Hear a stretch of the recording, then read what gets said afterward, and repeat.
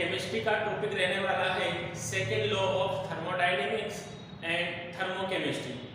तो आइए शुरू करते हैं second law of thermodynamics. Second law of thermodynamics.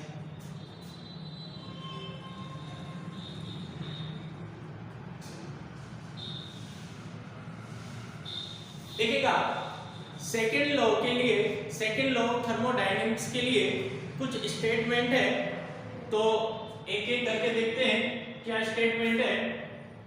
कि जो हीट का फ्लो होता है वो high temperature to low temperature की ओर होता है। हीट फ्लो जो होता है वो हाई टेम्परेचर से लो टेम्परेचर की ओर होता है, ठीक है, without any external force. Low temperature जो हीट फ्लो है लो टेम्परेचर से हाई टेम्परेचर की ओर पॉसिबल नहीं है।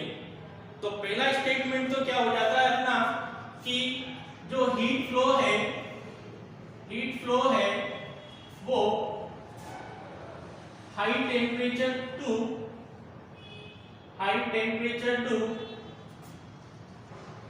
लो टेम्परेचर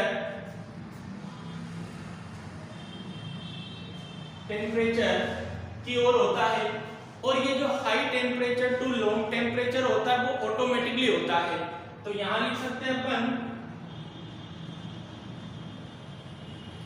ऑटोमेटिक, यानी कि ये जो प्रोसेस होती है वो स्पॉन्टेनियस होती है। तो पहला स्टेटमेंट तो हो जाता है अपना कि जो हीट फ्लो होता है वो high temperature to low temperature होता है। सेकंड स्टेटमेंट क्या है, अब अपने को क्या करना है, अगर low temperature to high temperature जाना है तो अपने को कोई एक्सटर्नल सोर्स की जरूरत पड़ेगी। इसके अलावा प्रकृति में, नेचर में low temperature to high temperature नहीं हो सकता है। तो सेकंड स्टेटमेंट हो जाएगा without any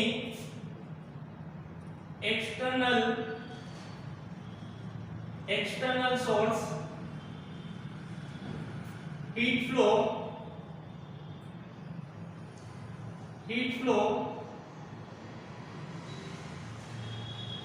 low temperature to high temperature is not possible, ठीक है। तो यानी कि क्या कहा जा सकता है, external source, without external source अपन low temperature to high temperature की ओर नहीं जाया जा सकता है। अगला जो स्टेटमेंट है कि all process in nature spontaneous है, यूनिडायरेक्शनल है एंड इरिवर्सिबल है। लास्ट में जाकर क्या हो जाते हैं, रिवर्सिबल हो जाते हैं। तो यहां थर्ड स्टेटमेंट हो सकता है अपने पास में all the process in nature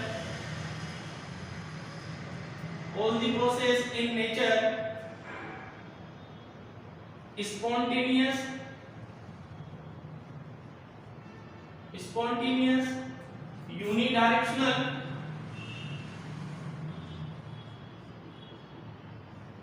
unidirectional and irreversible।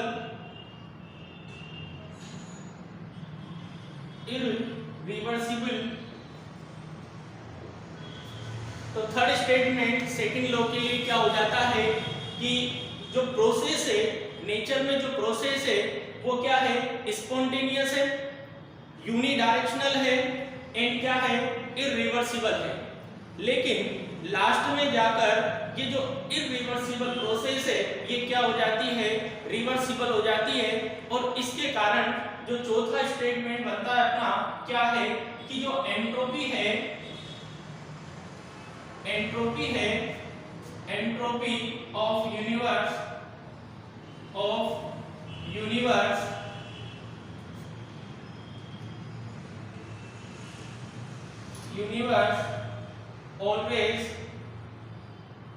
always increase।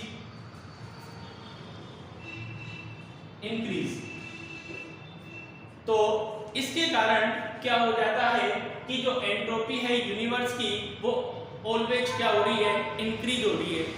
तो सेकंड लॉ के लिए ये स्टेटमेंट दिए जाते हैं कि अपना जो भी ऑटोमेटिक जो प्रोसेस है हीट फ्लो की वो high temperature to low temperature है विदाउट एनी सोर्स, क्या एक्सटर्नल सोर्स, अपन जो हीट फ्लो है वो low temperature to high temperature की ओर नहीं ला सकते हैं, पॉसिबल नहीं है।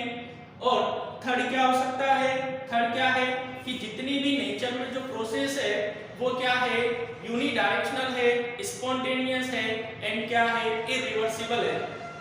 जैसे अगर एग्जाम्पल की बात करें तो नदियां पहाड़ों से निकलती है, अब पहाड़ों से निकलने के बाद में वो धीरे धीरे जाकर समुद्र में मिल जाती है, यानी कि पहले तो इरिवर्सिबल हो जाती है लेकिन लास्ट में जाकर रिवर्सिबल हो जाती है और इक्विलिब्रियम ले लेती है, किसके साथ में, समुद्र के साथ में। तो लास्ट में जाकर रिवर्सिबल हो जाती है। इसके कारण क्या है, जो अपने यूनिवर्स की जो एंट्रोपी है वो क्या हो रही है, ऑलवेज इंक्रीज हो रही है।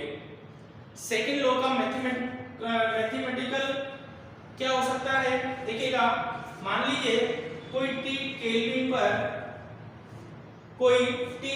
पर कोई प्रोसेस है, वो कोई प्रोसेस है, रिवर्सिबल प्रोसेस है और वो dq हीट क्या कर जाती है, एब्जॉर्ब करती है। टी केल्विन पर कोई रिवर्सिबल प्रोसेस के दौरान वो प्रोसेस dq हीट क्या करती है, एब्जॉर्ब करती है, तो उसकी जो एंट्रोपी में चेंज होता है वो क्या होता है, वो dq रिवर्सिबल अपॉन t के इक्वल हो जाता है। ये हो जाता है सेकंड लॉ का मैथमेटिकल फॉर्म। तो यहां लिखा जा सकता है mathematical form of second law of thermodynamics. तो यहां पर अपने पास में सेकंड लॉ ऑफ थर्मोडायनेमिक्स का मैथमेटिकल फॉर्म है ds is equal dq reversible upon t। ठीक है, तो ये है अपने पास में सेकंड लॉ ऑफ थर्मोडायनेमिक्स। आगे चलते हैं।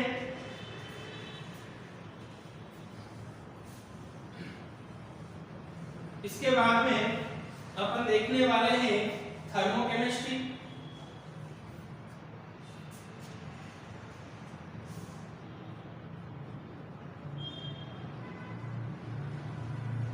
थर्मोकेमिस्ट्री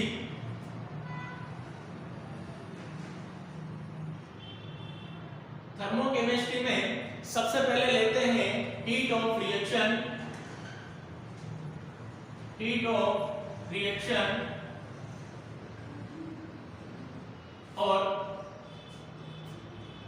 इसको लिखा जाता है डेल आर एच। और अगर इसको स्टैंडर्ड फॉर्म में लिखते हैं तो ये क्या हो जाएगा, डेल आर एच नोट। अब आती है हीट ऑफ रिएक्शन क्या होता है। तो हीट ऑफ रिएक्शन जो एंथैल्पी में चेंज होता है, कोई स्टोइकियोमेट्रिक रिएक्शन है, उसकी जितनी एंथैल्पी में चेंज होता है with constant pressure and temperature, तो वो अपने पास में क्या कहा जाएगा, हीट ऑफ रिएक्शन कहा जाएगा। क्या, it is a change of enthalpy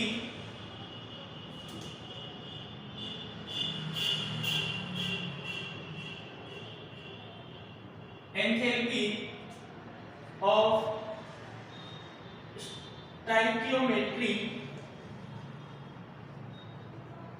reaction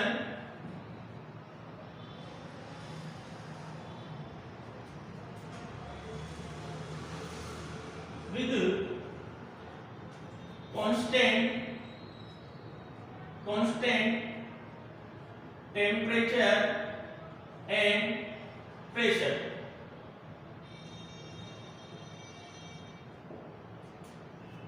तो एक स्टोइकियोमेट्रिक रिएक्शन है अपने पास में, अगर उसकी एंथैल्पी में जितना चेंज होता है वही हीट ऑफ रिएक्शन के इक्वल होता है।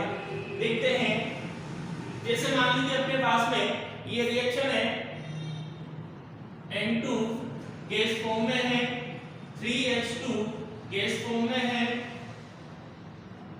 टू गिव 2NH3 ये गैस फॉर्म में है।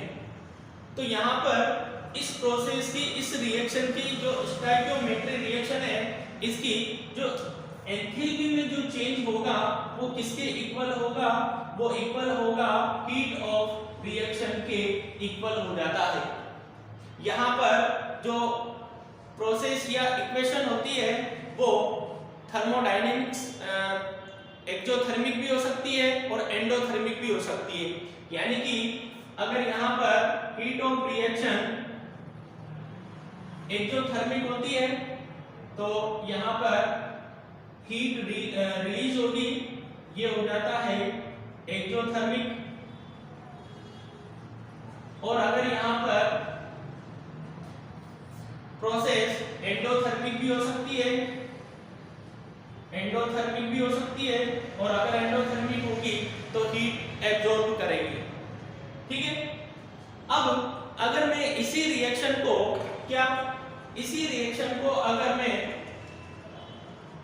डबल कर देता हूं तो फिर हीट ऑफ रिएक्शन क्या होगी? देख लीजिएगा, यहां पर ये हो गया 2N2 plus 6H2 gas form में, ये भी गैस फॉर्म में, और ये हो गया अपने पास में 4NH3 अमोनिया गैस फॉर्म में। इसके लिए अगर हीट ऑफ रिएक्शन लिखनी पड़ी तो कैसे? डेल H एंथैल्पी में जो चेंज होगा वो कितना होगा? यहाँ पर हीट ऑफ रिएक्शन भी क्या हो जाएगी? डबल हो जाएगी। हीट ऑफ रिएक्शन भी क्या हो जाएगी? डबल हो जाएगी। अगर इसी रिएक्शन को अगर मैं हाफ कर देता हूं तो क्या दिखेगा? हाफ N2 गैस फॉर्म में, हाफ गैस फॉर्म में H2, और यहाँ पर ये हाफ हो जाता है NH3 गैस में। तो यहाँ पर जो हीट ऑफ रिएक्शन लिखी जाएगी वो भी क्या हो जाएगी? हाफ हो जाएगी। यानी क्या हो सकता है? 1/2 del H del R H naught. तो यहाँ हीट ऑफ रिएक्शन भी क्या हो जाएगी? हाफ हो जाएगी। ठीक है। यानी कि अपने पास में कोई भी स्टोइकियोमेट्रिक रिएक्शन हो, उस स्टोइकियोमेट्रिक रिएक्शन की क्या लिखी जा सकती है? हीट ऑफ रिएक्शन लिखी जा सकती है। क्लियर है? आगे चलते हैं।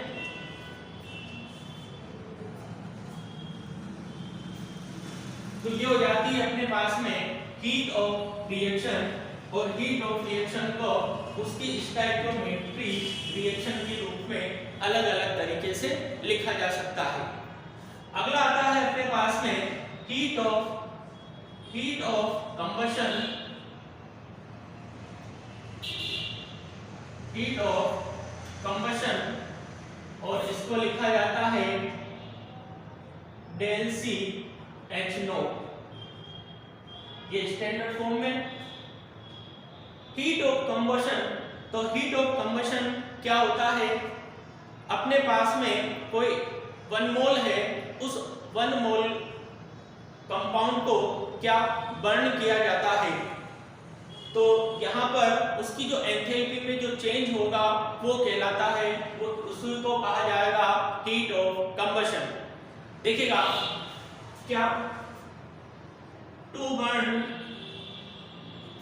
1 mole compound, to burn 1 mole compound, then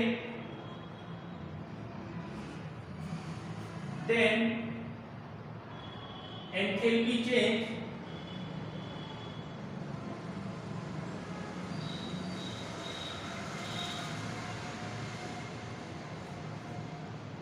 ठीक है। तो 1 मोल कंपाउंड का क्या किया जाएगा, बर्न किया जाएगा।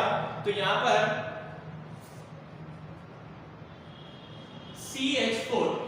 CH4 ये गैस फॉर्म में और इसका लिया जाता है 1 मोल।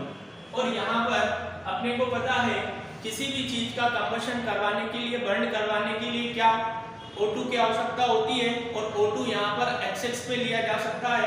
तो यहाँ ये हो गया O2 और ये हो जाता है एक्सेस फॉर्म में ये O2 गैस।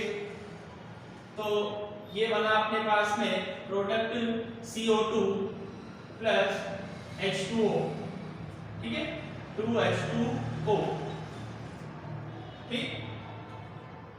तो यहां पर देखिएगा 1 मोल का क्या करवाना है अपने को, बर्न करवाना है 1 मोल कंपाउंड को, ठीक है। और देखिएगा C प्लस O2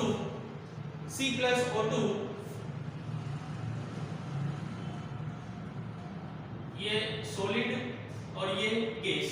यहाँ पर O2 क्या है, एक्सिस में है, क्या बन जाएगा, CO2 बन जाएगा। अब यहाँ पर अपने को देखना है कि जो कार्बन दिया गया है वो कार्बन सॉलिड स्टेट में है, लेकिन कार्बन के क्या होते हैं, अलग अलग एलोट्रोप्स होते हैं। वो एलोट्रोप्स कौन सा है, यानी कि स्टेबल एलोट्रोप्स कौन सा है, डायमंड है, ग्रेफाइट है या फिर फुलरीन है। तो याद रखिएगा, अगर अपने को कार्बन का ग्रेफाइट वाला एलोट्रोप्स दिया जाता है तो वो क्या होता है, स्टेबल होता है, और ये अपने पास में क्या कर सकता है, हीट ऑफ कंबशन आ सकता है। तो यहाँ पर अगर इस इक्वेशन की एंथैल्पी चेंज किसके इक्वल होगी, हीट ऑफ कंबशन के इक्वल होगी, ठीक है, उसके इक्वल होगी।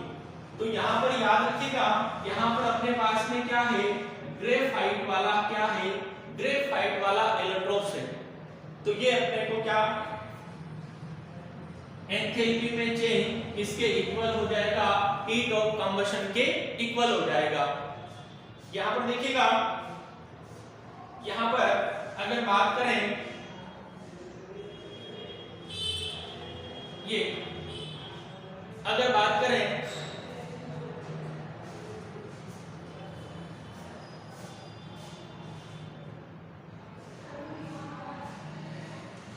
हीट ऑफ कंबशन जीरो कब होगा, जब अपने को किसका दे रखा हो,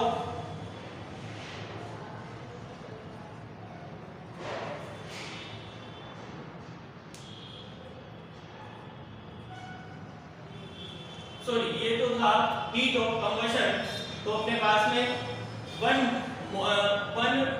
बर्न करना है 1 मोल का, और अपने को किसकी एक्सेस में, O2 की एक्सेस में, ठीक है। इसके बाद में आगे देखें,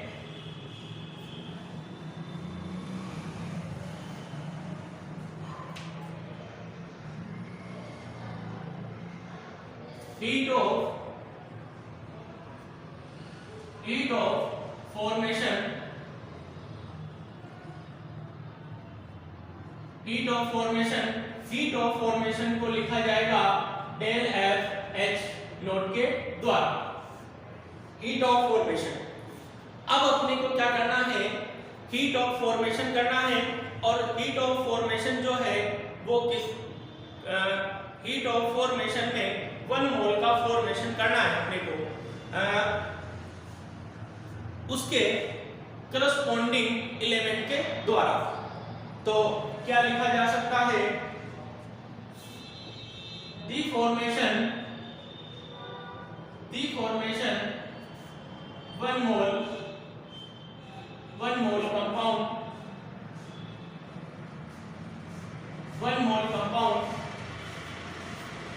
by their corresponding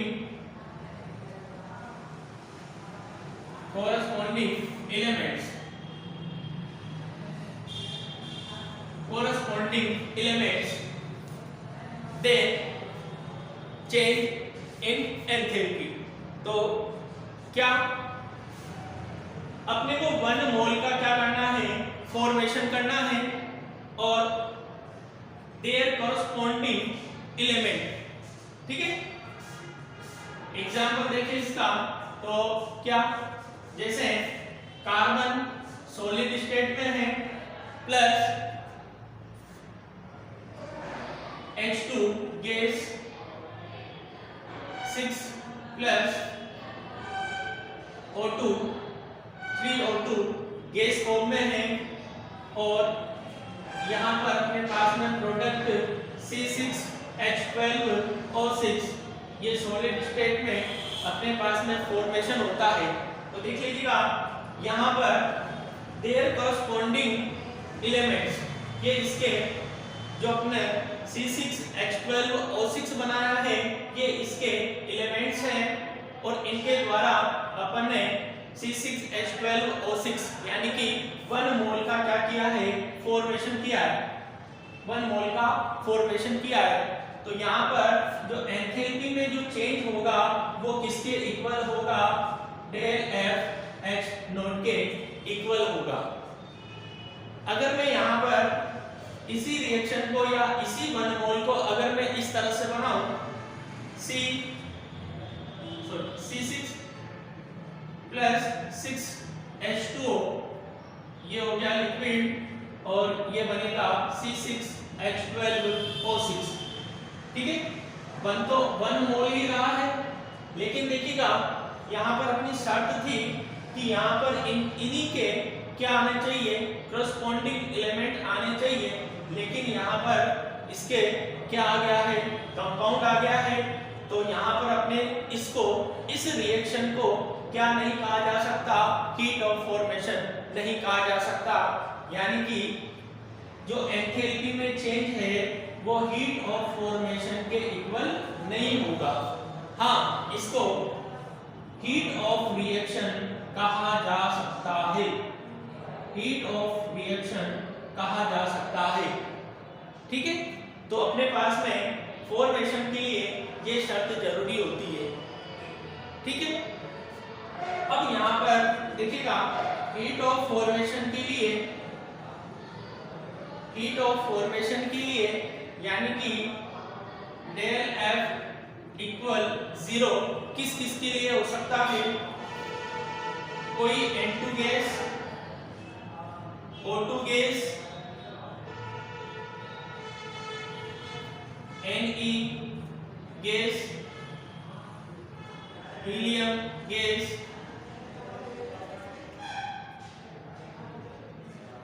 Br2 ये लिक्विड फॉर्म में, I2 सॉलिड फॉर्म में। इन सब का जो हीट ऑफ फॉर्मेशन होगा वो कितना होगा, 0 होगा। इसी तरह से एलोट्रोप्स है तो मोर स्टेबल होगा, यानी कि उसके लिए भी जो हीट ऑफ फॉर्मेशन है वो कितना होगा, 0 होगा।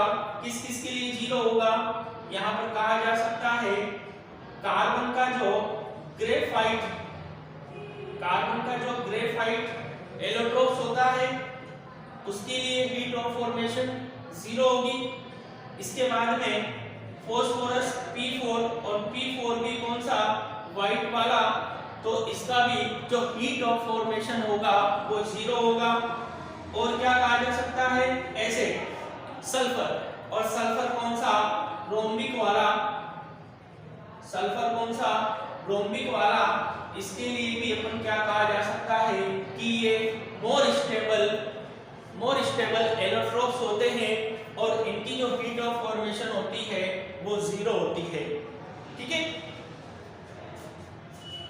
तो आगे चले।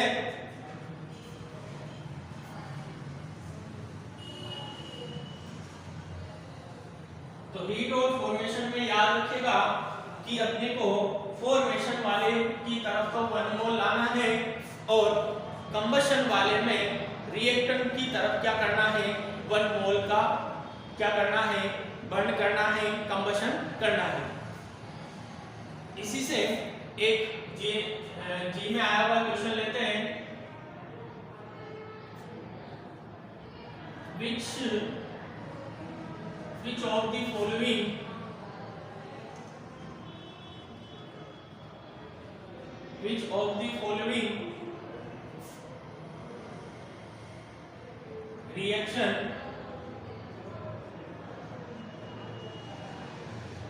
of the following reaction define of del f h। यहाँ पर कुछ रिएक्शन दी गई है, इसमें से अपने को कौन सी पहचाननी है कि हीट ऑफ फॉर्मेशन वाली अपने को क्या करनी है, पहचाननी है। तो यहाँ पर मैं लिखता हूं C diamond plus O2 CO2। अगली है 1/2 H2 प्लस 1/2 O2 और ये हो गया F2 कर लेते हैं HF। अगली थर्ड वाली देख लेते हैं N2 प्लस 3H2 2NH3 और फोर्थ ले लेते हैं CO प्लस O2 और ये हो गया CO2। ठीक है, तो ये कर लेते हैं यहाँ पर 2, तो ये 2CO2। तो इनमें से अपने को हीट ऑफ फॉर्मेशन वाली जो रिएक्शन है उसको अपने को पहचानना है। देखिएगा, और हीट ऑफ फॉर्मेशन में क्या 1 मोल का क्या होना चाहिए, फॉर्मेशन होना चाहिए। तो यहाँ पर तो 1 मोल का फॉर्मेशन हो रहा है, यहाँ पर भी 1 मोल का फॉर्मेशन हो रहा है। ठीक है, यहाँ पर 1 मोल का फॉर्मेशन नहीं हो रहा है तो ये नहीं हो सकती। यहाँ पर भी 1 मोल का फॉर्मेशन नहीं हो रहा है तो ये भी नहीं हो सकती। तो यहाँ देखिएगा, यहाँ पर 1 मोल का फॉर्मेशन है, लेकिन इसका जो एलोट्रोप्स है वो कौन सा है, डायमंड वाला है, यानी कि यहाँ इसकी वजह से ये भी नहीं हो सकता। और अपना जो आंसर होगा वो सेकंड वाला होगा। यहाँ पर 1 मोल का फॉर्मेशन हो रहा है और इसके जो क्रॉसबॉन्डिंग जो एलिमेंट है उन्हीं के द्वारा हो रहा है। ठीक है, तो ये हो जाता है अपना क्वेश्चन। इसके बाद में आगे चलें।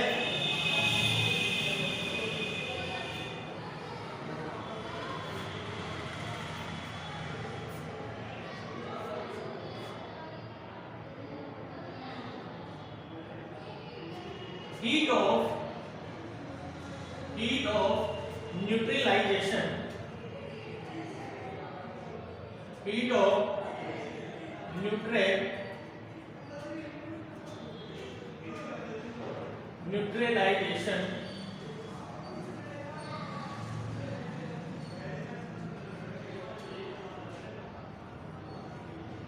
of neutralization और इसको लिखा जाता है डेल NU H0 के द्वारा। अब देखिएगा, हीट ऑफ न्यूट्रलाइजेशन अपने को पता है कि जो न्यूट्रलाइजेशन होता है वो कैसे होता है, एक एसिड और एक बेस अगर आपस में रिएक्ट करता है तो सोल्ट का और H2O का फॉर्मेशन होता है।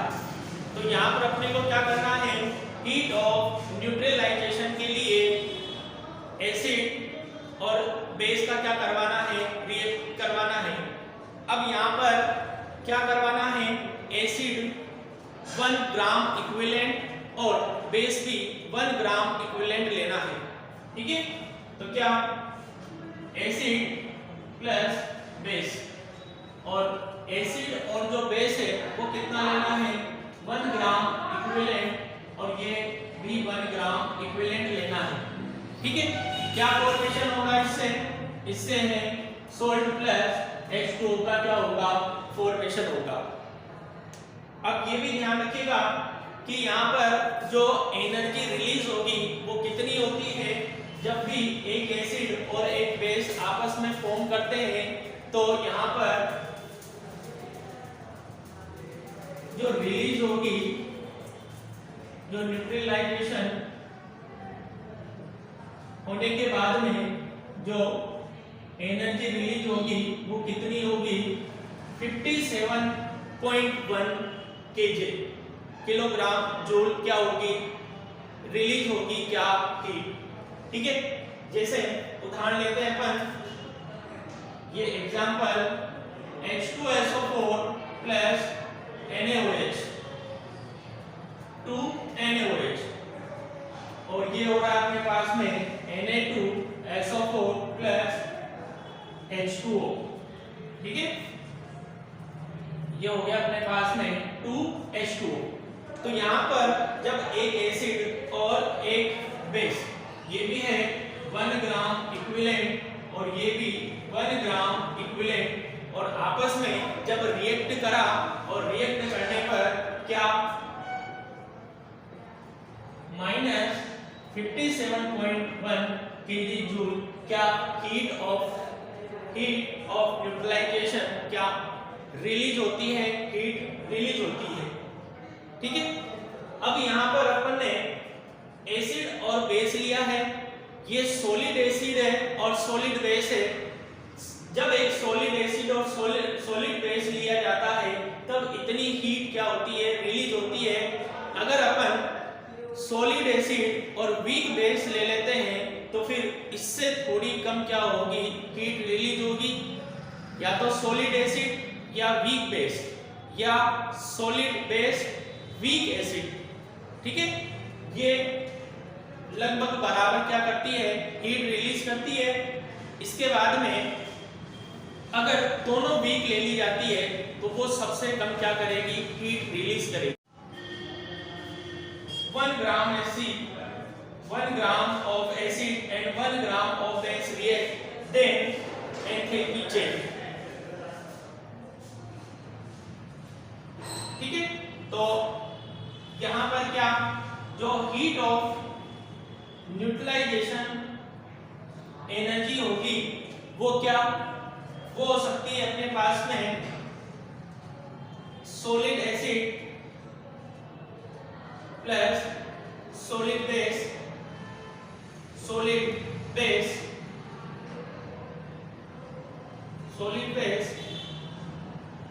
ठीक है, कितनी -57.1 किलो जूल, और ये क्या होती है ये फिक्स होती है। ठीक है, ये फिक्स होती है। इसके बाद में अगर बात करें solid acid plus weak base या फिर बात करें वीक एसिड सॉलिड बेस, इन दोनों की क्या होती है एनर्जी जो रिलीज होगी वो इक्वल होगी, और अपन कह सकते हैं इससे थोड़ी कम -51 किलो जूल, और वैसे ये फिक्स नहीं है। ठीक है, लेकिन कहा जा सकता है इससे कम होगी। और अगर आगे बात करें वीक एसिड की, वीक एसिड और वीक क्या हो बेस हो, तो इनकी जो एनर्जी होगी और कम होगी -49 किलो जूल। ये भी क्या है फिक्स नहीं है, नॉट फिक्स। तो यहाँ पर कहा जा सकता है कि जो हीट ऑफ न्यूट्रलाइजेशन होता है वो क्या हो सकता है इस प्रकार से, एक एसिड और बेस 1 ग्राम इक्विवेलेंट लेकर कर सकते हैं। ठीक है, इसी से अपन एक क्वेश्चन करते हैं, देखिएगा।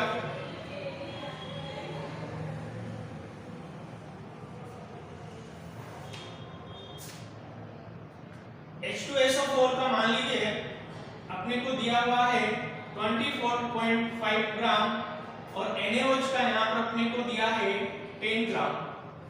ठीक, और कितनी हीट रिलीज होती है जब अपने को 24.5 ग्राम H2SO4 दिया हो और 10 ग्राम क्या दिया हो NaOH दिया हो, तो कितनी हीट रिलीज होगी।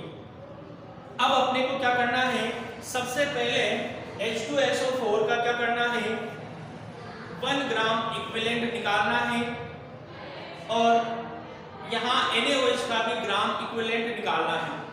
और ग्राम इक्विवेलेंट निकालने के लिए अपने को पता है कि क्या फॉर्मूला होता है तो अपने को पता है ग्राम इक्विवेलेंट निकालने के लिए वेट अपॉन इक्विवेलेंट वेट को क्या कर देते हैं, और क्या इसमें क्या कनेक्शन हो सकता है, weight upon molecular weight into molecular weight into valency factor, ये करा जा सकता है। और क्या हो सकता है, अगर अपने को क्या दे रखा हो, अच्छा वेट और मोलिकुलर वेट क्या हो जाता है, मोल हो जाता है, तो इसको क्या लिखा जा सकता है, N into VF valency factor भी लिखा जा सकता है। अगर अपने को नॉर्मलिटी दे रखी हो तो फिर क्या करा जाए, अगर अपने को नॉर्मलिटी दे रखी हो तो उसको जो अपने पास में वॉल्यूम है लीटर, उससे क्या कर देंगे, मल्टीप्लाई कर देंगे, तो अपने पास में क्या आ जाएगा, ग्राम इक्विवेलेंट आ जाएगा। और अगर अपने को मोलरिटी दे रखी हो तो फिर क्या करा जाए, molarity into V litre into valency factor से क्या कर देंगे, अपन मल्टीप्लाई कर देंगे, तो अपने पास में क्या आ जाएगा, ग्राम इक्विवेलेंट आ जाएगा। तो यहाँ पर अपने को दिखेगा H2SO4 का ग्राम दे रखा है, NaOH का ग्राम दे रखा है, तो अपन क्या करते हैं, weight upon molecular weight into valency factor कर देते हैं। जो पहले क्या होगा, जो पहले खत्म होगा, यानी कि रिएक्शन क्या हो जाएगी, रुक जाएगी, और उसी के बेस पे ये तो क्या कर लेंगे, उसी पर डिपेंड करेगी क्या, एनर्जी। तो देखते हैं H2SO4 का वेट कितना है, 24.5, और यहाँ पर मोलिकुलर वेट होता है H2SO4 का कितना, 98, इक्वल NaOH का दे रखा है 10 ग्राम, और NaOH का मोलिकुलर वेट कितना होता है, मोलिकुलर वेट होता है 40। इसका वैलेंसी फैक्टर कितना है, हाइड्रोजन 2, और ये है 10/40 इनटू इसका वैलेंसी फैक्टर कितना है, 1। अगर कैलकुलेशन करें तो ये हो जाएगा अपने पास में 1/2, और ये हो जाएगा 1/4। अब जो रिएक्शन डिपेंड करेगी ना, वो किस पर करेगी, वो डिपेंड करेगी किस पर, 1/4 पर। क्यों 1/4 पर क्यों करेगी, क्योंकि यहाँ पर ये पहले खत्म होगा और रिएक्शन क्या हो जाएगी, रुक जाएगी। और अगर रिएक्शन रुक जाती है यानी ये खत्म हो चुका है, तो इसी पर डिपेंड करेगी। तो देख लीजिएगा, एक एसिड सॉलिड एसिड है और सॉलिड बेस है, तो अपने पास में इसको लिखा जा सकता है आगे क्या, 0.25 इंटू -57.1, और यहाँ पर अगर इसको मल्टीप्लाई करेंगे तो जो भी आंसर आएगा वो क्या हो जाएगा, इसकी हीट ऑफ न्यूट्रलाइजेशन हो जाएगी। तो इतने ग्राम लेने पर इतनी हीट क्या होगी, रिलीज होगी। ठीक है, आगे चले।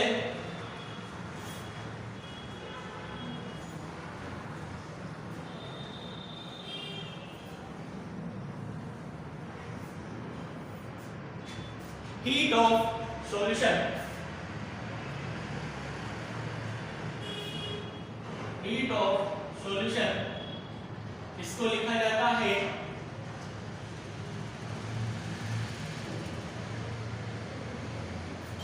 H0 से। ठीक है, और एक होती है हीट ऑफ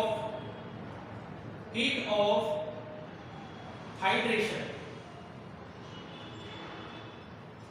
इसको लिखा जाता है डेल हाइड्रेशन H0। देखिएगा दोनों में क्या क्या किया जा सकता है, यहाँ पर क्या सॉल्यूशन में क्या है, सॉल्यूशन में क्या है, यहाँ पर सॉल्यूशन में भरपूर जल लिया जाएगा और उसको किसी कंपाउंड के साथ में ऐड कर दिया जाएगा। ठीक है, और यहाँ पर हाइड्रेशन में क्या होगा, किसी कंपाउंड के पार्शियली ऐड होता है हाइड्रेशन। कैसे देखिएगा, ये है मेरे पास में KOH। ठीक है, KOH और ये KOH धात्विक सॉलिड में, और यहाँ पर अपन एक्वस ले लेते हैं, और जब भी इसको एक्वस किया जाता है तो KOH क्या पूरा का पूरा क्या हो जाता है, एक्वस हो जाता है। ठीक है। हीट ऑफ हाइड्रेशन में क्या, यहाँ पर हीट ऑफ हाइड्रेशन में ये कोई भी क्रिस्टल है, इस पर पार्शियली क्या किया जाता है, H2O जोड़ा जाता है, और क्या हो जाएगा क्रिस्टल, और ये हो गया NH2O। जैसे क्रिस्टल CuSO4 प्लस 5H2O, और यहाँ पर क्या हो जाएगा CuSO4 डॉट 5H2O। तो सॉल्यूशन में तो किसी भी कंपाउंड को पूरी तरीके से क्या किया जाता है, एक्वस किया जाता है, और यहाँ पर हाइड्रेशन में केवल और केवल उस पर क्या पार्शियली क्या किया जाता है, H2O के मोल्स क्या किए जाते हैं, ऐड किए जाते हैं। ठीक है, तो आज के लिए इतना ही। Thank you.